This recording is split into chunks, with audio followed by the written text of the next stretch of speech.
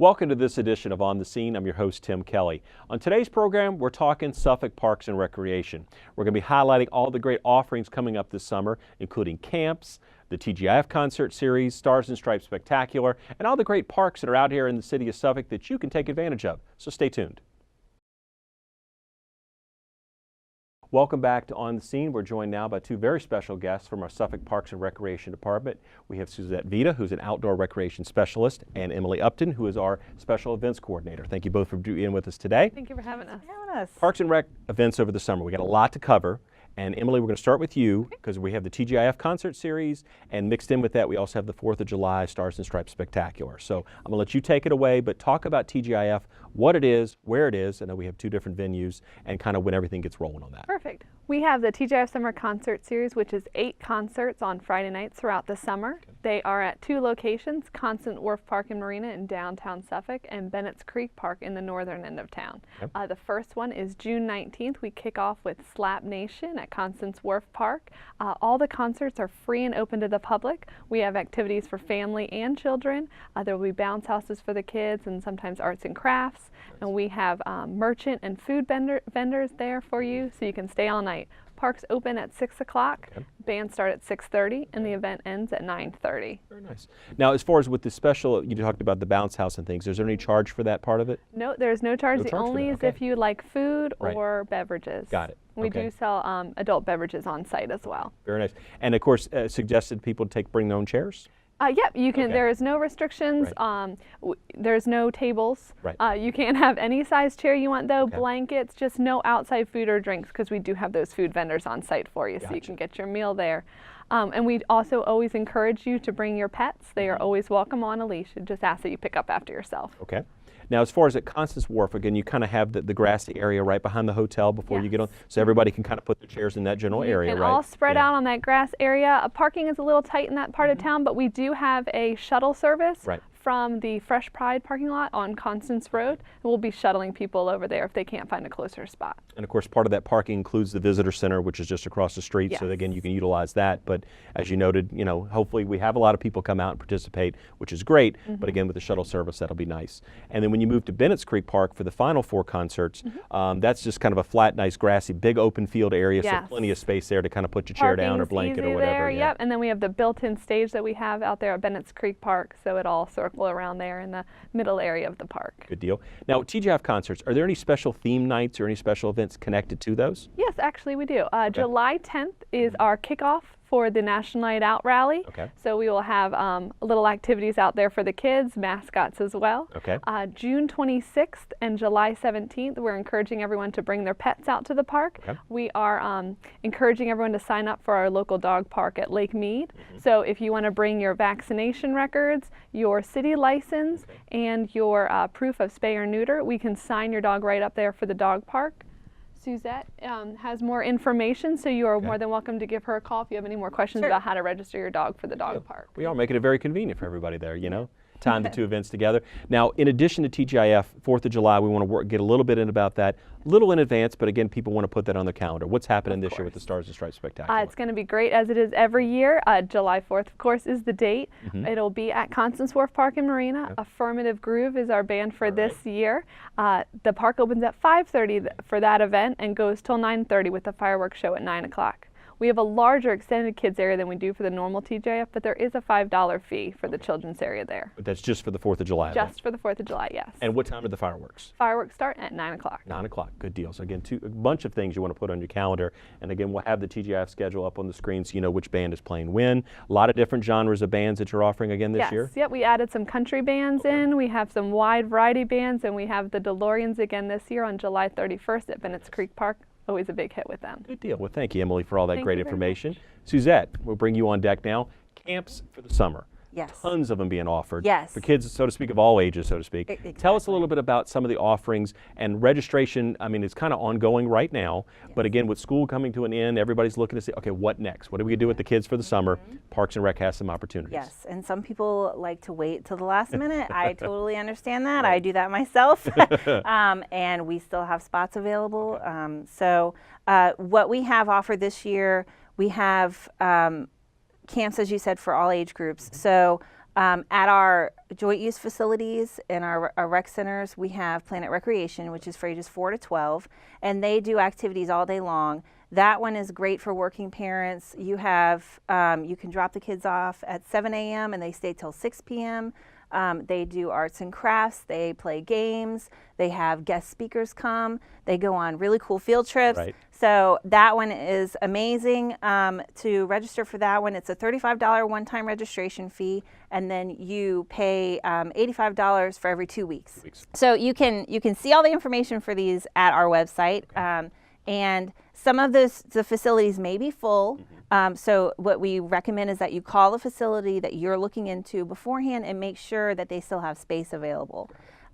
We have other camps. One of them is a really cool one called Discover Your Future. It's for older kids, so for teens. And these are kids who are trying to figure out what they're going to do with their future. And so we're offering them an opportunity to come figure that out and get some ideas and have people talk to them about different jobs and things like that, and give them some job skills and things. So we have that at East Suffolk Recreation Center. It's for ages 10 to 15 at East Suffolk, and 7 a.m. to 3 p.m.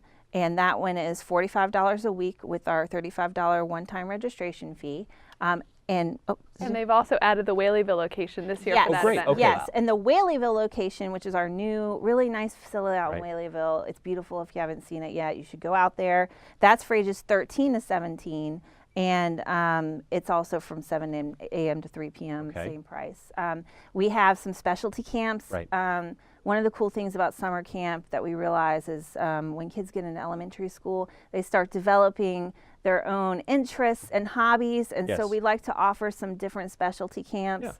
One of which is Hoops for Life. So if Okay. you have someone interested in basketball, we have that available.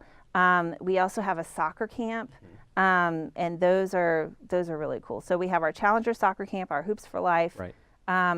And then we have Outdoor Adventure Camp, and that's my my camp that I get to do, and I really have fun with it. This was a camp that was started several years ago by a couple of our Parks and Rec employees who noticed that there is a need for a camp that has a heavy outdoor aspect to it. Outdoors is being outside in nature is so important for kids, Correct. for development, for brain development, for everything. And so we offer this camp that has these classic summer camp activities involved in Right. it. So we do archery, canoeing, hiking, swimming, and then we also put in there a lot of other nature aspects. So they have people come talk to them from the Virginia Living Museum, the master naturalists, and they learn about the plants and animals of Virginia. And they also learn how to build self-confidence by going down trails, going on hikes, and doing things that maybe they haven't ever done before. So this is a great camp. It's for ages 6 to 14. The first 3 weeks, which are June 15th to July 3rd, are for 6 to 9-year-olds. And then we take a week break and we come back and do The older group, right? the older Yeah, group, right, yeah. July 13th to the end of July. And it's $80 a week with Okay. a $35 registration fee, and you can come to our Parks and Rec administrative office and sign up for that. We just need a birth certificate. And I'm really looking forward to that this year. It's going to be a lot of fun. Sounds like everything but the mosquito repellent, right? It's Yeah, bring mosquito repellent. like, you are out of doors, so yeah. Yeah. Now, as far as going back to Planet Rec for a second, you mentioned that it's every 2 weeks. You don't have to participate in the whole cycle, so you could No. kind of, it's based on availability. Yes. Right. All of yeah. our camps, we have sessions. Right. So if you wanted to sign up, if we have a session that goes every week throughout June and you want to wait till the end of June to sign up, Right. or to do that one, Correct. That's your choice. Right. Or you can sign up for as many as you like based on availability. So yeah, that's a good thing too, is you don't have to sign up for the whole summer. Because you might take a vacation or something, or your Yeah, plans change, you or may need or to- you want to take part in some of the specialty camps you talked about, so you kind of spread the wealth, if you Yes, will, yes. and tap into all those different great things that are coming up. Good. Now, if someone wanted more information, now you referenced the website, so again, that's a great place to go to see what's out there. But if they needed to talk with someone, is there a good Yes. point of contact for that? I would say for the Planet Recreation I would call the site that you're interested in and talk to someone there. For our camps like Hoops for Life and our soccer camps, call our athletics department, Roberto Ramos, and he can talk to you about that. And for Oak Camp, they can call me or email me. My phone number is 514-7262. My email address is svita at suffolkva.us. And so I would be glad to send any information people need. So again, these camps are really covering just after school ends to right before school goes back. I think there's a couple weeks on each side, but again, that's good vacation time that you can take and utilize some other things. But a good way to kind of fill up the summer with activities right here in Suffolk. Again, these camps are open, correct me if I'm wrong, for residents and non-residents, right? Yes, they are. Right. So again, I think there's an extra fee in some instances for the non-residents. There's an extra fee with some of the camps for non-residents. Right. Oak Camp, you can be either. It's the same price, but the other camps may have a fee if you're a non-resident, a small fee. So. Well, thank you both, and again, we refer you to the website to find out what's going on with the TGIF concerts. Again, the great schedule of bands there, all the camps Suzette talked about, all that information can be found there. Again, you can call the main number as well if you need to get a little bit more information, or some of the individuals that Suzette had noted as far as with the different types of camps, because there's so many being offered. Can't cover it all by one person there, so again, it's a good deal. But that will do it for this segment of On the Scene. We have more coming up right after this.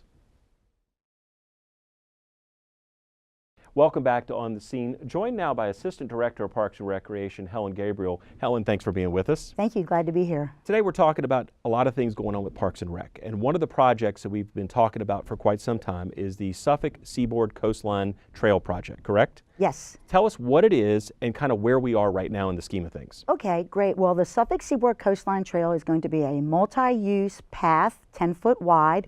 No motorized vehicles. It will be for bikes and pedestrians and even some equestrians. We know in Suffolk there is a little bit of an equestrian population here. So currently what we are building is 2.3 miles that starts in the village of Driver and ends at Shoulders Hill Road. Construction is moving along very well. We are looking to have a dedication of this project on July the 18th, which is a Saturday, as a part of National Parks and Recreation Month. Now again, this trail, I should say, is open to everyone, and again, no non-motorized vehicles or bikes and things like that we're talking about. But the bigger picture with this, I know this section, again, you're talking about being completed relatively soon, but this will connect up at least with the master plan over time, correct? Yes, sir. The cities of Norfolk, Portsmouth, Chesapeake, Suffolk, and Virginia Beach are all working on connectivity with what's called the Southampton Roads Regional Trail. So what the goal is and the aspiration is that if each city is able to connect all of their trails and get the funding to construct their trails, we'll have 41 miles of trail that starts at the train station right here in downtown Suffolk and goes all the way to the ocean front in the city of Virginia Beach. And I should be able to ride my bike on mostly closed path with having very minimal time on the road. So we're very excited about our end of the project, looking forward to getting this done here in Suffolk. So again, everybody's kind of taking care of their own part of this bigger picture, but it all is going to connect up at some point, correct? Yes, sir. Good deal. Sir. Now, in addition to that, we had talked about Lake Mead Park, kind of what's going on there. If you talk about maybe kind of where we are in that project, because again, that park continues to evolve and add different elements to it. It really has grown in recent years. It has. Lake Mead is a beautiful park. We just finished phase 1 of our trail there. We are currently constructing phase 2. In totality, we'll have about a 2.5 mile trail that loops all through the park. Beautiful viewpoints of Lake Mead. You'll pass the dog park, you'll pass the skate park, you'll pass the tennis courts. It's going to be a stone dust trail, slightly different from what the Suffolk Seaboard Coastline Trail will be, which is a fully paved trail. However, both trails are fully accessible, and we wanted to make sure that everybody would be able to enjoy the beautiful scenery that we have at Lake Mead. We'll be dedicating that trail July the 24th, hopefully. Okay, good deal. So again, it's a couple of things to look forward to this summer. Yes, sir. Coming up relatively soon. And speaking of coming up, Sleepy Hole Park. I know that, again, that's another park that we've seen some additions over the years. Again, coming to fruition, we're talking about a dock and a pier. Status of that, and what are we talking about with those amenities? Absolutely. Another really exciting project. You know, Sleepy Hole Park has these beautiful viewpoints along the Nansemond River. And there is actually a Captain John Smith Blueway that runs along Sleepy Hole through the Nansemond River. So I am excited to say that we are underway with construction for a kayak launch that will be fully accessible. along with a fishing platform and a small parking lot. Okay. That will allow anybody that wants or is unable to, wheelchair accessible, anybody is going to be able to walk down this ramp, Right. meander down to the platform, Right. either take off in your kayak or sit right there on the platform, fish, read, just enjoy the beautiful scenery in the waterway. Now, for those familiar with Sleepy Hollow Park and those who are not, once you enter the park, where would that be accessible from where you enter on that entrance point? So if you're familiar with Sleepy Hollow Park, when you come in, what I call the upper deck and the lower deck, so if you were to keep going straight and head toward the upper deck Got it. and loop around the picnic shelters, you'll see that beautiful waterfront right there. Okay. Toward that back end of the park is where you'll start to see construction is going underway right now. We're getting ready to put up our construction entrance. Right. So signs will be Okay. going up. Okay. And a project sign as well. Very nice. Okay. And of course, we talked about a couple of parks already in the city of Suffolk, and we have so many to offer. So if you're looking for something to do this summer, these are great resources for you to tap into. And of course, free, open to the public. Absolutely. But talk about some of the parks that we have in our inventory here. Certainly we have some big ones. We also have some neighborhood lots. So we have a kind of a good variety that are sprinkled throughout the city. We do. We do have a multitude of neighborhood, community, and regional parks. I'll touch a little bit about some of our regional parks right now. Lone Star, one of Suffolk's best kept secrets. There's over 1,000 acres of land and water out at Lone Star. We have 11 beautiful lakes there for fishing of all sorts. Right. There is a beautiful 4-mile, technically it's called an equestrian trail, but it is open for anybody who wants to walk, hike, ride their bike, or ride their horse. Okay. We also have a model airplane field out at Lone Star that we have a group that Right. comes out and helps assist with that. And we have an archery range out at Lone Star that we use routinely. Right. So that's Lone Star. Yes, yes.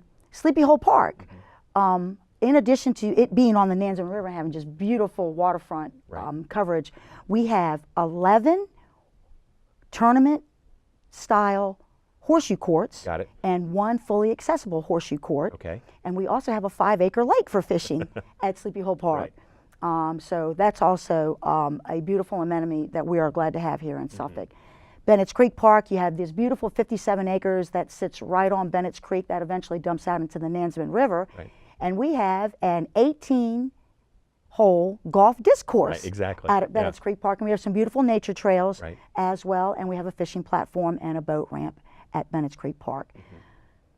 Our other smaller parks, like our Colburn Parks, our Lake Kennedys, Cypress Park, a little smaller in nature, ranging anywhere from 1 acre to up to 30 acres, all have playgrounds for age-appropriate kids and different amenities that we have. I think the best thing to do if you live in Suffolk is to go onto our website Right. and find out where our parks are and go out and Exactly. visit each one of these parks when you have the opportunity, and feel free to call us at the main office if they have any questions. Very clean, fun facilities. Again, you can tap into, bring your family out there.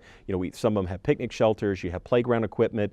As you noted with the larger regional parks, those have so many other things that are offered, and a good variety. You talk about the horseshoe pits, disc golf. I mean, these are things that get you outside doing something active and maybe something a little out of your comfort zone, but again, a great opportunity to take advantage of these resources. Absolutely. Picnic shelters at the majority of our parks. Nice, open, passive recreation space for those that just want to maybe sit in a lawn chair and read while their kid is over at the playground enjoying Kids Zone or what have you. Sure. Now, July is a very special month for Parks and Recreation, really nationally, but certainly here in the city of Suffolk as well. It is National Parks and Recreation Month. So what is the city of Suffolk going to be doing? I know, obviously, we always try to do something because, again, we're always promoting the great activities and resources that we have. But what's going to happen here in Suffolk, or what's kind of the general idea of what y'all are planning? Yes, you're correct. July is National Park and Recreation Month, and we are putting together a multitude of fun activities. Okay. We're going to post that calendar June 15th on our website. Okay.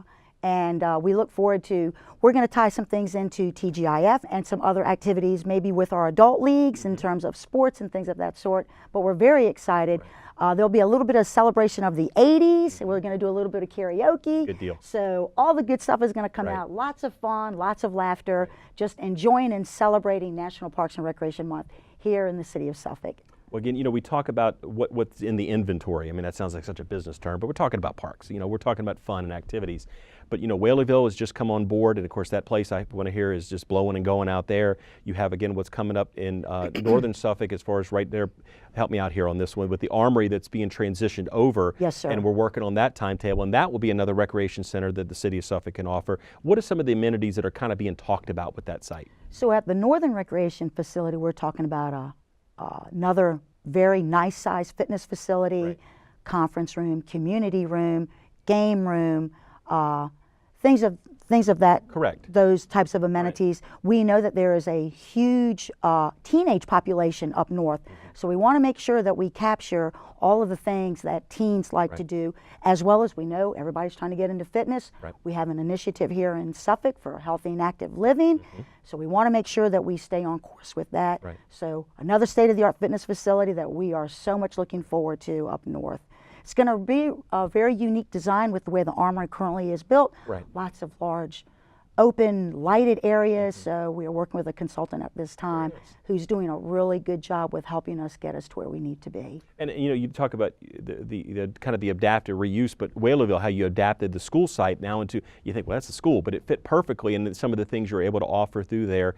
East Suffolk, how that was kind of brought on board, and again, utilizing space that's already there. A nice facility there. So again, you're starting to really, broaden out as far as the reach that we can get here with Parks and Rec in the city of Suffolk.